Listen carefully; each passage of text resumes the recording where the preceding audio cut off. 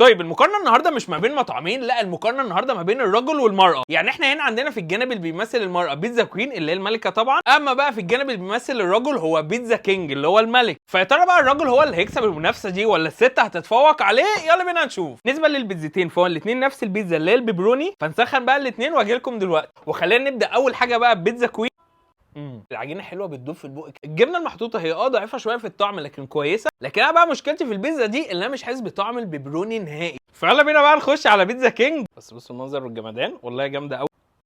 العجينه هنا اضخن شويه بس نفس الطريان وكل حاجه، لكن الصراحه العجينه بتاعت بيتزا كوين كان طعمها احلى بالنسبه لي. لكن هنا بقى المميز قوي هو طعم الجبنه المحطوطه، الصراحه نضيفه نضيفه نضيفه. البيبروني هنا يمكن الطعم بتاعه واضح شويه بس ده غالبا عشان التجربه بتاعتها بالنسبه لي امتع حاجه بسيطه. مش عارف انا احترت خالص ما بين الاثنين، يعني كل واحده فيهم ليها كيف معين كده ومزاج مخصوص. لكن بالنسبه لي لو اختار في الطعم فالصراحه الراجل يكسب وبيتزا كينج يكسب. مبروك للرجاله.